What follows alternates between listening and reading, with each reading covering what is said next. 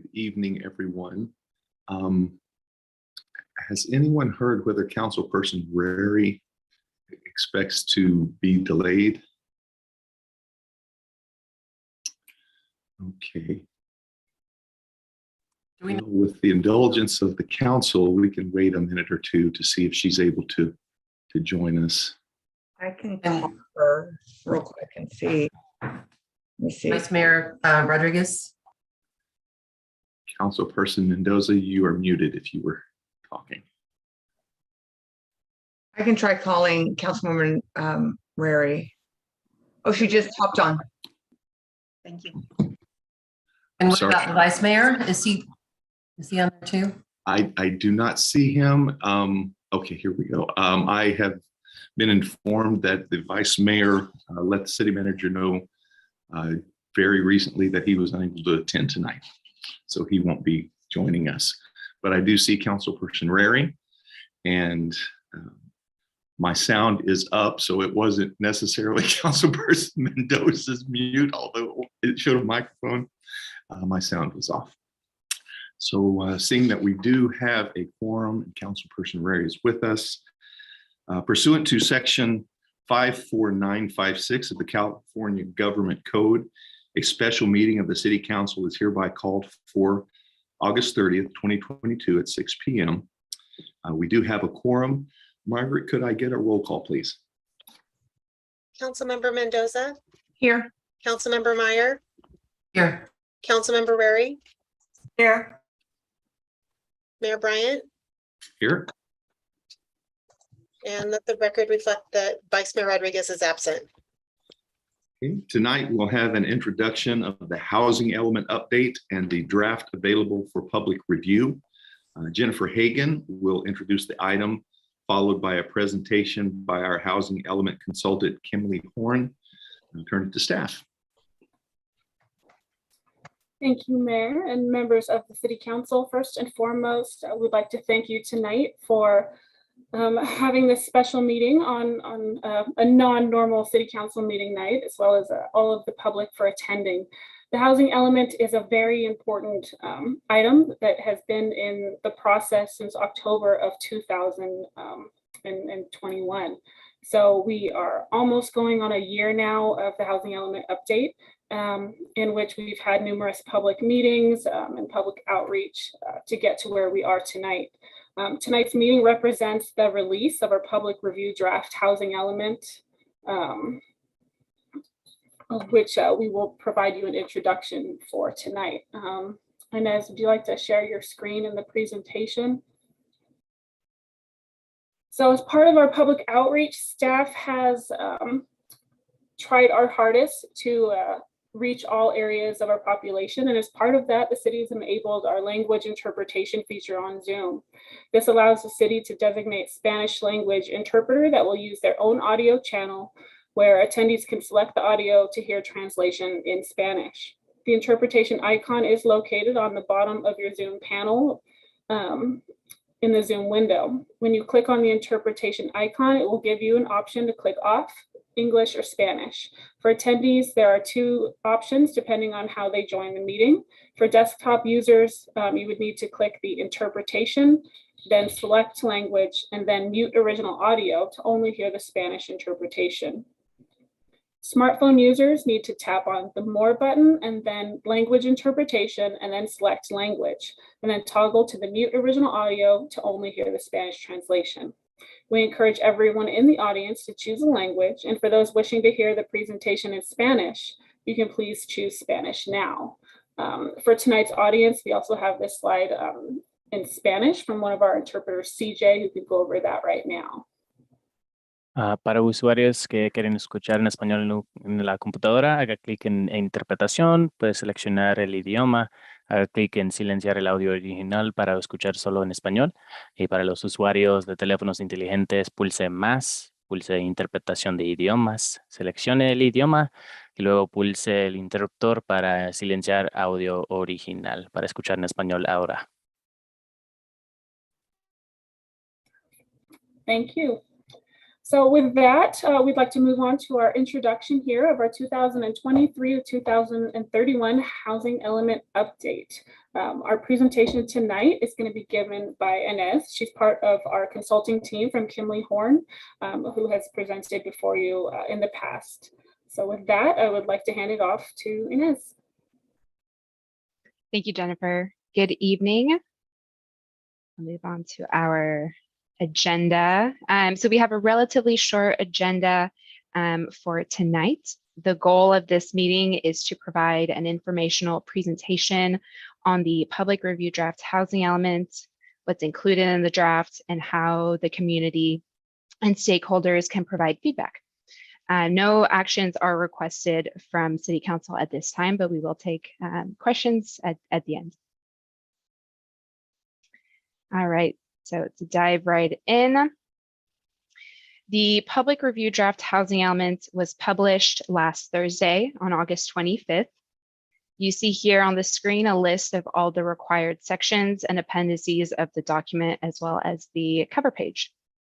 I'll go into further detail in the next slides. The document begins with an introduction that details the different requirements per state law and the overall purpose of the element. The following sections include a community demographic profile, an analysis of housing constraints, resources, and fair housing, a housing plan with all the policies and programs of the document, and follows with 4 appendices: the review of past performance, an adequate sites analysis, summary of community engagement, and a glossary of housing terms. The Section 2 community profile is the foundation of the document, and it provides a detailed overview of the demographics and trends for the Brentwood population. This includes an assessment of potential special housing needs for groups such as seniors, students, persons with disabilities, persons experiencing homelessness, single-parent households, and farm workers. And the community profile also looks at household income data and economic conditions. And lastly, it looks at housing unit stock data, such as the age of structures, purchase and rental costs, vacancy rates, and types of units. This section allows us to identify potential gaps in the city's existing housing inventory and potential housing needs for existing households. The largest section in the housing element is the housing constraints, resources, and fair housing section. Here you will find data and analysis on non-governmental and governmental barriers. The non-governmental barriers include construction and land costs, financing options, and economic factors. The governmental barriers include permitting processes, development fees, zoning, and local ordinances, amongst others. Section 3 also includes a review of financial resources available to households or housing developers. And the Fair Housing Assessment is a new requirement since the last planning cycle. It requires the city to evaluate and address potential discriminatory practices and fair housing issues, analyze access to essential community resources and transportation and mobility. And then in addition, we must evaluate the availability of a variety of housing types for all income levels throughout the city. The goal here is to promote housing for all throughout the city with equal access to resources and opportunities. The housing plan, section 4, is the most important section of the housing element as it establishes all the actions the city will take to address potential issues found in the prior sections, feedback received from the community, and updates to state housing law. The housing plan also implements the strategies identified to meet the city's RHNA, and this section addresses fair housing issues, fair housing programs and goals, housing opportunities for all incomes, affordable housing access, transitional and supportive housing services, and housing for special needs groups. There are 4 appendices that follow the housing plan. The first is a review of past performance, and this assesses the city's success in implementing programs that were included in the 5th cycle housing element. This is analyzed by looking at the city's annual progress reports and identifies which programs should be removed or modified for this housing element update. Appendix B includes analysis on the identified sites and strategies to accommodate the 2023 to 2031 RHNA. And in just a few slides, I'll go over a summary of those strategies. In Appendix C, you'll find all of the outreach materials, the reports, and all the feedback received from the community since the start of this update process. And then lastly, in Appendix D, you'll find a glossary of housing terms. So as I mentioned, the document was released for a required 30-day public review on August 25th, and feedback will be collected through September 27th. The document is accessible on the Brentwood Housing Element website, and the link on your screen, through the link on your screen, or by scanning the QR code here at the bottom. And then on the site, you will find the full document as well as each individual section for ease of access, considering the size of the document. Comments and feedback are collected through a feedback form that are also provided on this same webpage, and I'll provide more details in a few slides. So in Appendix B, you'll find a full detailed analysis of the candidate site strategies. But here tonight, we'll give you a summary overview of what that includes and how that has changed since our past meetings. So as a reminder, the chosen sites and strategies must consider access to community resources and services, as well as infrastructure, access to transportation, and environmental barriers. All of the sites that we've included have been assessed for environmental barriers, and none include any.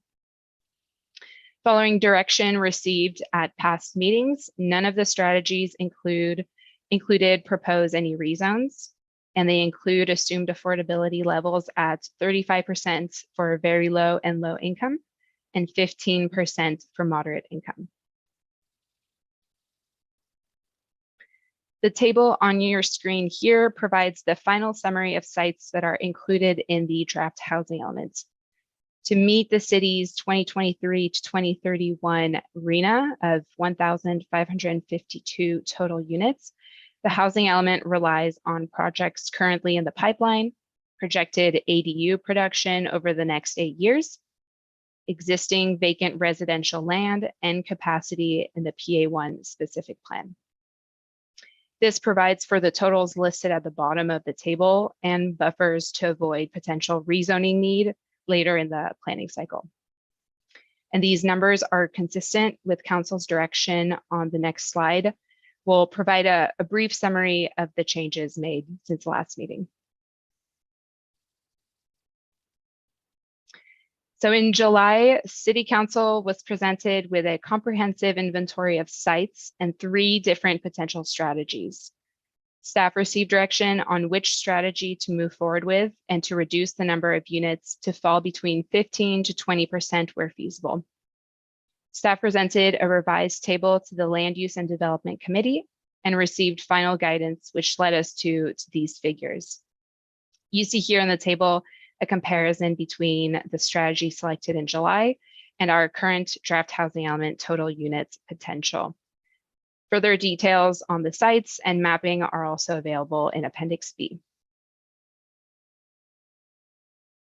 So now going into community engagement. A number of meetings and engagement opportunities have been hosted since we started the update process around spring. We've had public meetings with Planning Commission, City Council, and the LED Committee. The city has outreached the community in a variety of ways, including flyers, email blasts, social media posts, water bill notices, website updates, and more recently, press releases on the public review draft. And the city also conducted a survey that gathered a large number of responses. The report of this survey is included in Appendix C with all comments submitted by the community. And then looking ahead, we will be meeting with the Planning Commission and City Council again towards the end of September in preparation for the submittal of the draft housing elements for its first review with HCD, the State Department of Housing and Community Development. So now looking ahead with next steps, we are currently in the public review period. We'll close comments and feedback on September 27th to start preparing for the first HCD submittal in October. After the submittal, HCD will have 90 days to review the full document, provide feedback, and meet with us to explain some of the comments and questions that they might have. We'll then work with HCD to address those comments, and we are planning for a second submittal in spring of 2023, followed by the adoption public hearings. And so, as I mentioned, we've created a feedback form to make commenting and providing feedback on the draft easy. It's available in both English and Spanish. It's on the same page as the public review draft, and you'll be able to submit comments on each specific section or appendix, depending on the feedback that you may have. And comments may also be made verbally at the upcoming public meetings next month. And so with that, here is one more QR code and the link again to the public review draft document for anybody watching who may want to access it. And with that, I will turn it back over to Jennifer. Thank you. Thank you very much. So with that, that is our presentation tonight. As Ina said, we hope to provide an introduction tonight and provide this opportunity to allow public comment and to provide information to the public on how they can provide in the future. And with that, we will open it up for staff and consultant questions as well as public comment. Thank you. Councilmember Rary? Yes, I looked on the website real quick just to see how easily accessible it is for the public. And it says, I mean, if I was looking at it, I wouldn't think that this is where I go to look for the link to it, because it says press release, Brentwood releases 2023, 2022, 3 to 2031 draft housing element. Now it's a press release and a link in there, but I mean, to bring attention to it, shouldn't we have something more like public comments taken between this date and this date on our newly released draft housing or 2023 or yeah 2023 to 2031 draft housing element instead of just press release? Because to me, it wouldn't catch my attention. I might even pass over that in searching for something that gives me a direct link. This makes somebody have to click one more button in order to get to where they need to go. And, you know, statistics show that the more times you have to click to get to the link you're looking for, the more chances are that you'll lose the attention of that person searching for it. Is that a possibility to make it easier with just a click of a link? Yeah, we can definitely look into that, and we can make changes to our housing element website as well as our city website to provide something, you know, up front and center that has direct links to it. Yeah, that would be great, because again, this is a searching for our residents, and we want to make it as easy as we can so that they can make public comments. And I sent you a bunch of questions earlier that you seem to be addressing. So I think that's it for me. Councilmember Mendoza? Hello, I just have a question about sites 13 and 14. When I add up that acreage, it adds up for acreage as 3818 and buildable acreage is 25. So there's a difference of 1318. I know that's where the park is going to be. Is that all I think some of it's parkland, some of it might be a creek, but can we just get verification on that 13-18 difference? And we can answer this later if you want. I was just looking at the total acreage versus the buildable. Okay, and you're looking at, for clarification, the ID numbers, site 13. I'm sorry, 6 and 7. Okay. Sorry about that, 6 and 7. It's 12.42 and 25.76 with buildable at 10 and 15.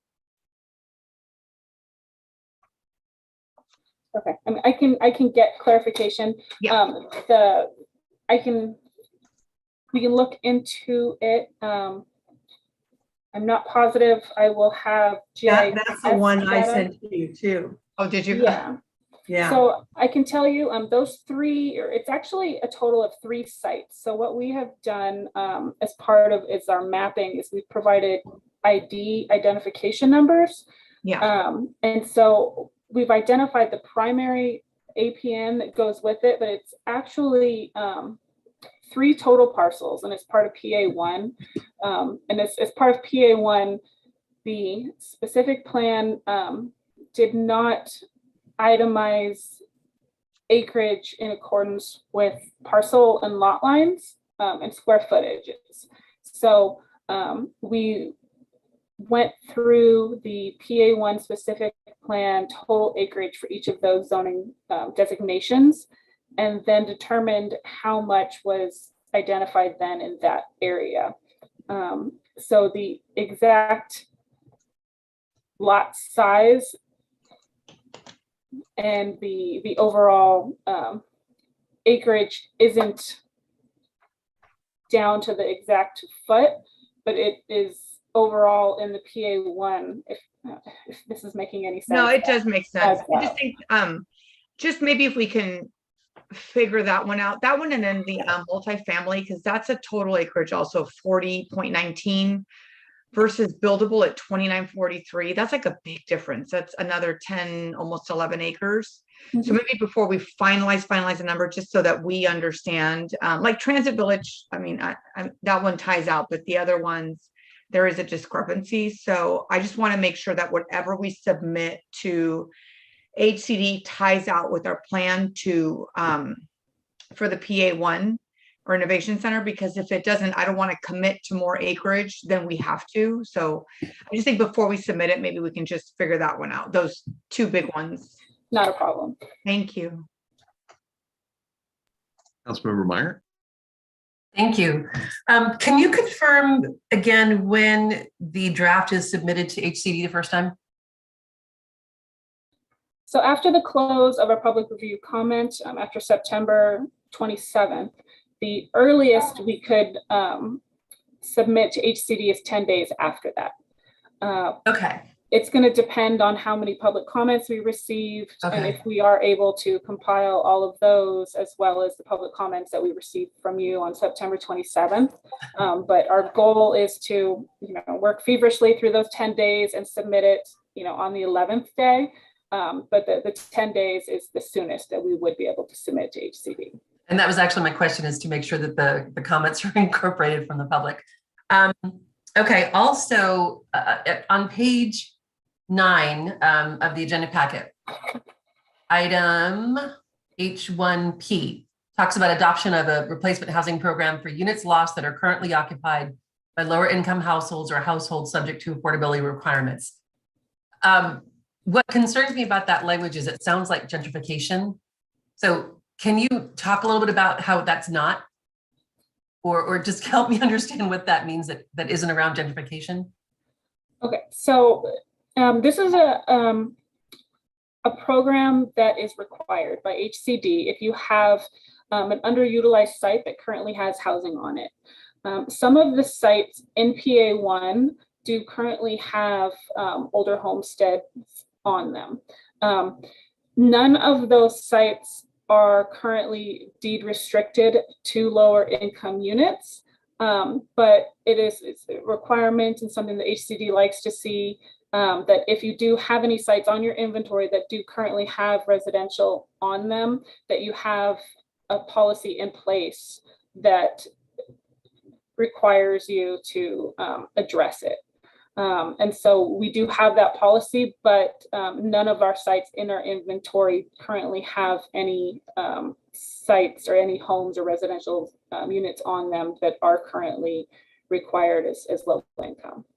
Okay, that's good to hear. Thank you. And one final question for now. Let's see, action monitor at-risk projects and develop strategies, including potential expenditure of city housing funds to preserve their ongoing affordability. Housing projects are at risk if they are near to reverting or converting to market rate pricing. Can you explain how a housing project becomes at risk of reverting to market rates if it's currently designated as affordable? So at the time that houses or rental units or single family homes enter our city's affordable program, they're deed restricted for anywhere between 45 and 55 years is typically how they have been in the past. Some of our units that were some of our earliest units were developed, at a time when it was less. It was a 20-year or a 30-year deed restriction. Those restrictions are coming upon the end of their covenants during this cycle. And so those are at risk to fall out of our housing program. And so this program is to look at potential ways in which we can somehow recoup them or provide them incentives to continue and re-up their covenants and restrictions. Great, that answers my questions for now. Thank you. Councilmember Rary? Katie has her hand up. We should probably wait for her. You're so kind. Thank you, council member. I wanted to alert the council to an issue that's come to staff's attention. For those members of the public trying to join the meeting tonight via the calendar link on the city's homepage, that calendar link includes 2 separate ways to access this meeting. One of those methods is not currently working and staff is getting that resolved. The other method is currently working, and I note that we have something like 20 attendees currently online. We do believe that we continue to meet the requirements to provide this public meeting, but we wanted to let you know that we're aware of this and addressing it. Thank you. Thank you, Katie. Councilmember Rary? Yes. Now, this may have been what Councilmember Mendoza asked, but it may not have been. So in the document that came to us at LUD, in the summary for for what is ID number 6 and 7 this time, the actual buildable acreage for the LUD meeting for those 2 parcels, the buildable acreage was 38.18. I think that's what it totaled out. Quickly did it in my head. So, but now it's only 25. How did it go from 38.18 buildable acres, which is more than the total acreage of 34.39, and now goes down to 25 buildable acres? Got it. Okay, so that actually helped clarify. There are 3 parcels. What we had done after the LUD meeting is we had taken one of those 3 parcels off the inventory to reduce our total number of inventory. On the other 2 remaining parcels, we reduced the realistic capacity to 10, basically 10 acres on the high density and 15 acres on the very high density.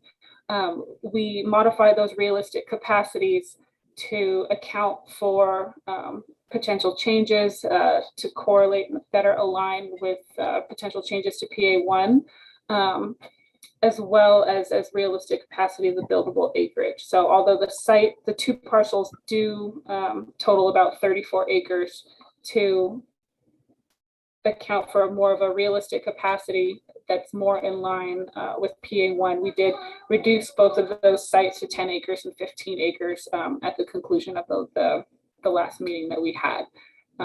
So it is reduced in numbers from what we previously presented based on our realistic capacity and future expectations.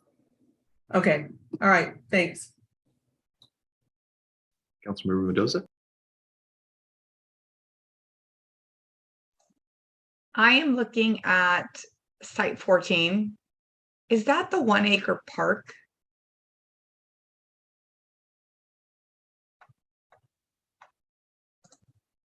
And if it's a park, should we have it listed here? If it is site 14, then that is the pipeline project. So I think that's the 1 acre park, and I don't think we should include it because we're including this in our Measure Q inventory. Right? So yeah, so 13 and 14, we combined, so 13 and 14 are actually one project. It's all of the Amber Lane project. And so since there was 2 parcels, we did itemize it as 2 parcels, which were entitled all together. And so we divided both of those to each have 144 units. No, one of those parcels that you have down there was going to be the fire station. Yeah. Corner one. We can definitely combine both of those 144 onto one ID instead of having both of them. It would still have the same numbers. The overall project is 288 units, so we can modify that and just clarify and correct that within our inventory to only have one APN and ID number for that project. And then that's something that we could definitely modify. And we wouldn't include the 1 acre, right? No, we would take that off and just have the 14.43 acre parcel with a total of 288 units. Yeah, because they are different APNs. I'm looking at the GIS map and it looks like 1 acre ends in 004. So yeah, if we could take that one off, because that should be included in the Measure Q. Yep, we can do Thank that. you, please.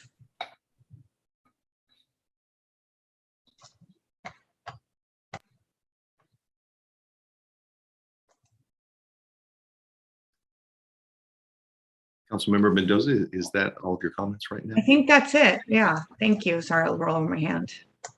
It's okay. At this time, then, if there are no further clarifying questions of staff, we will open public comments, and I'll turn it to you, Margaret. I received no written public comments on this item. If you wish to speak on this item, please raise your hand using the Zoom feature. I'll call your name if provided at a mute to speak. Remarks are limited to 3 minutes per person, and your microphone will be muted after the timer has expired. I do have one hand raised. I'll go ahead and share my speaker screen.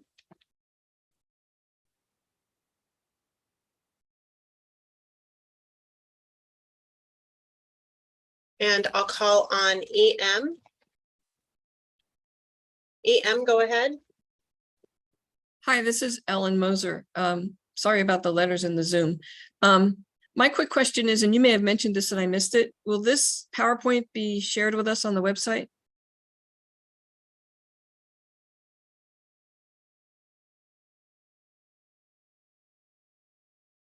Did you hear me? Yes, Ms. Moser, we're not able to have direct interaction through public comment, but we will address this as soon as we get back into council discussion. So I guess I don't understand the answer. Does that mean no, you're not putting it on the website? That means we can't have a dialogue during your public comment. I see. But as soon as we close public comments, we'll have staff address that answer for you. Okay, thank you.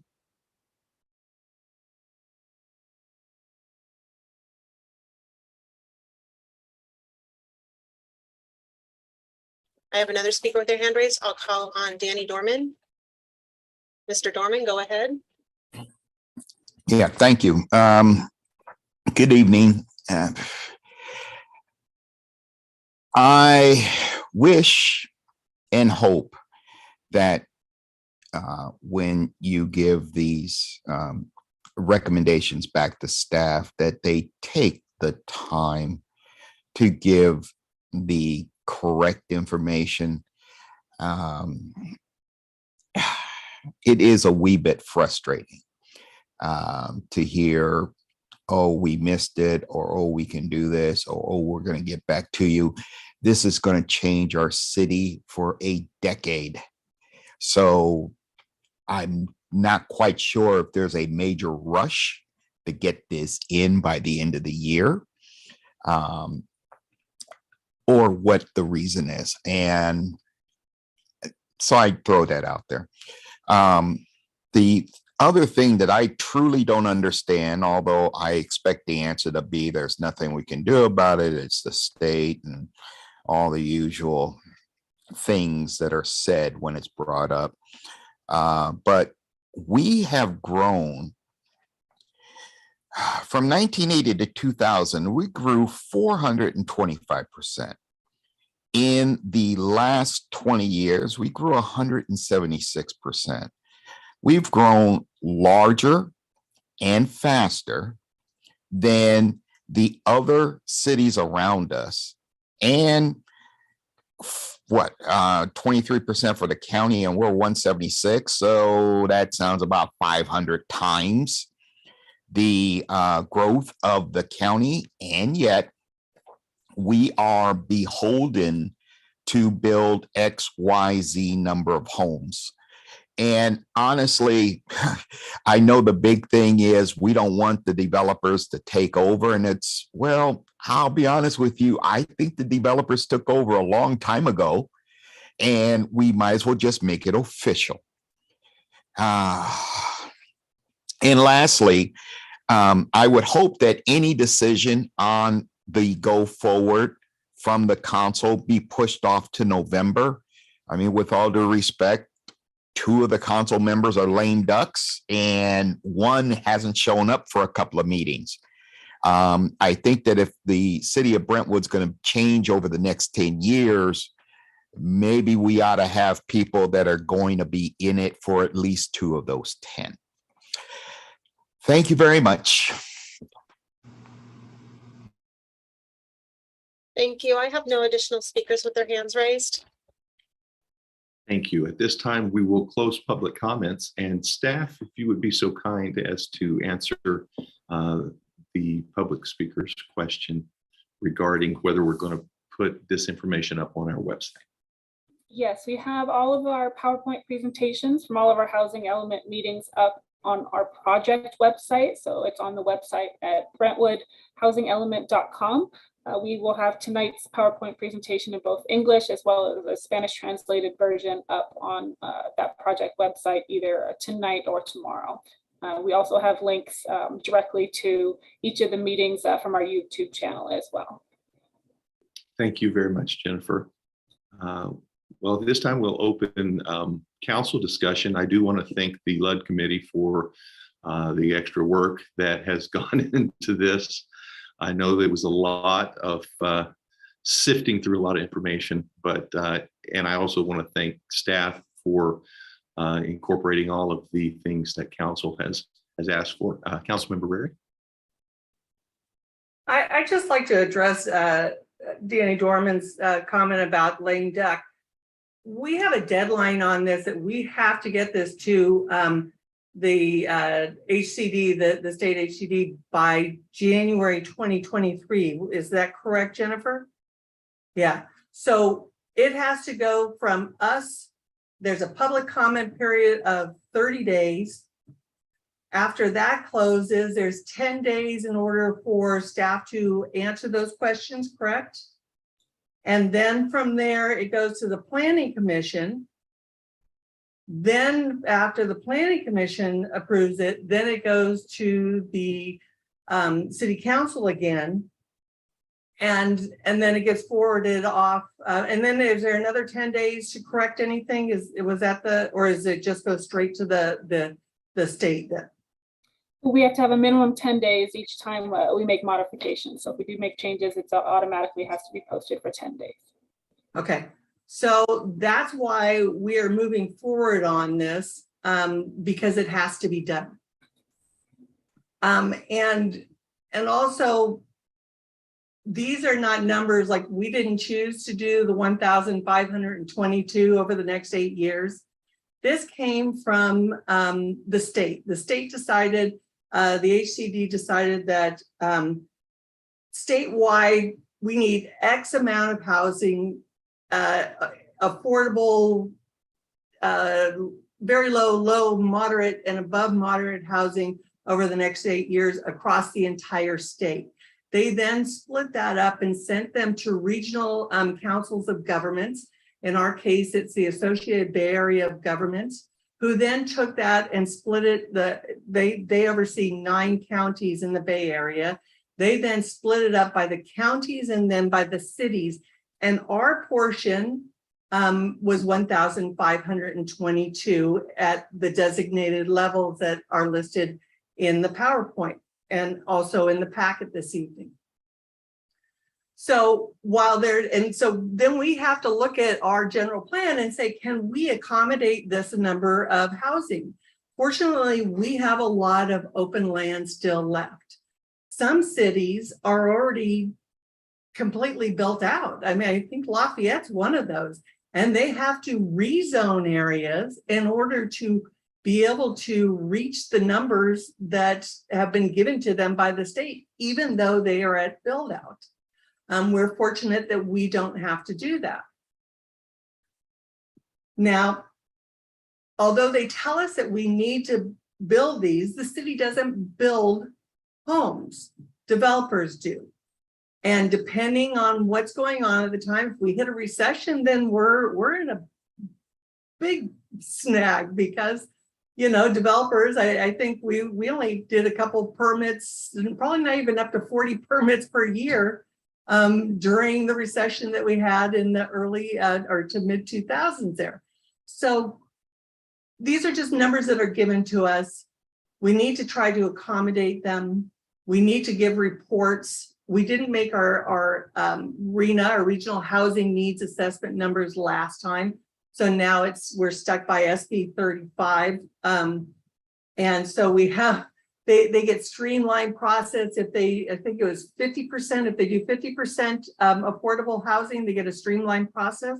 Is that SB 35? So if they file an SB 35, they get streamlined processing as long as they build 50% affordable housing in there. And that's our punishment for not meeting the numbers. I don't know what the punishment will be this next time because the state just keeps taking our rights away as making decisions, land use decisions within our own city. I mean, they got AB 211 or 2011 right now that they've combined with another one, but the AB 2011 says if you have commercial property in there that they can come in and not only by right change that over to residential, but they can do it without doing CEQA. So it just boggles my mind that the state think that this is a doable thing, and all they're doing is compounding the traffic leaving the suburbs into the larger cities for jobs and creating more greenhouse gases, which they're trying to reduce at the state level. They're setting all these levels for us saying to reduce greenhouse gases. So it just blows my mind that the state legislators, one hand's not talking to the other. As Danny Dorman has said before, what about the water? They say they want us to reduce water. Well, that's one hand not talking to the other because they're passing these laws left and right, and they don't make sense together. So we are as frustrated as the public with this. Our staff is jumping through hoops trying to make deadlines for new laws that are coming out every day, and have to go back and look at what we've done to see, are we meeting those laws that are now on the books? So it is frustrating for the public. It's frustrating for us. And I want to thank staff for bending over backwards to help make these numbers make sense to us. So thank you again. And let's cross our fingers and our toes and make wishes to the leprechaun down the street that passes that HCD level. Yeah. Thank you. I did just want to make a quick clarification. We definitely are on a very tight timeline. The state legislative regulated timeline. Our state guidelines indicate that we do need to have an adopted element in January of 2023. There is a small grace period, but we are using every bit of that grace period. Based on our current timeline, we will be submitting to HCD next month, and they'll have 90 days. So we will not get comments back from HCD until next January. And so we, even with our current timeline, we will be utilizing every bit of that grace period to get this reviewed by HCD, the Planning Commission, and the City Council. So we are definitely working forward and trying to stay in the parameters of HCD and state guidelines. But yes, we're working very hard at that. Councilmember Mendoza. I also want to say thank you for all your work. I know that, and I create a lot of work for y'all, and it's not to create work. It's because I really want the best product that we can put out for our residents. And if that takes us a lot of meetings and a lot of hours, I think it's what we owe our residents who pay their taxes and, invest in our city. So we need to put the same investment back. And if it's hours, it's hours. So I do appreciate all the hours. I know it's a lot, and I know I'm a royal pain in the butt. So thank you, Jennifer, for putting up with all of that. The one comment about the lame duck, there is nothing lame about Councilmember Rary. She, again, is my encyclopedia. She's one of the hardest working council people I know. And I am on calls probably 4 times a week with councils in other cities. And there is no one that I know that is as detail oriented and as hardworking as Councilmember Rary, and no one has her memory. So please don't call Councilmember Rary names, because she doesn't deserve it. And she works her tail off for everyone in the city. Even though she's on her way out, she doesn't take her foot off the gas. So that's it. Councilmember Meyer. I actually wanted to say something similar, although I wasn't sure who was being called a lame duck. So I was kind of curious about that, Dan. If you want to talk tomorrow, you know how to reach me. But I also want to especially since Councilmember Rary is leaving, to really just thank her for like the explanation she just gave. I think was a brilliant way to bring this into an understandable chunk. This is very big. This process is huge. Staff has taken on just workload after workload, trying to meet these deadlines and trying to make this into understandable chunks for council and for the public. And I just appreciate staff for that. I appreciate Councilmember Rary for giving us kind of a summary of the whole thing that brings it even to another level of understanding, I think. But I also wanted to mention if any of the public is listening and wants to get an idea of how cities respond to this kind of thing, Brentwood is unique, I think, in its council being willing to put the time in and to go line item by line item and spend all of these hours on it. I've watched a lot of other city council meetings myself over the years, and I don't always see city councils that push back, or city staff that work with councils who push back and understand what it is we're asking and try to deliver exactly what we're asking so that we can have a really robust conversation that means something and has meat to it. So I just want to encourage everyone to really just understand that this is not always common. There are some cities across the state who just accept it, who just say, okay, well, we're going to rezone everything. We're going to just, keep building up. We're going to build out. We're going to take over every open space. And this council does not do that. So I hope you understand the long hours, the late nights. These are all for the sake of trying to make sure we're doing our absolute best, even if it means a lot of extra work for us to meet the needs and the quality of life that our residents want. So thank you. Thank you. Well, if there's no further council discussion or questions of staff, this time, do I have a motion for adjournment? So moved. Second. We have a first and a second. Roll call vote, please. Councilmember Mendoza, Yes, but does Alexis want to say something? Because she No, came I on. was just going to say good night and thank you. I'm so sorry. Yes. Councilmember Mendoza, Yes. Councilmember Meyer, Yes. Councilmember Rary, Aye. Mayor Bryant, Aye. motion carries with Vice Mayor Rodriguez absent. Thank you, everyone, for such awesome work. Be safe. Have a good evening and stay cool. This week's going to be hot.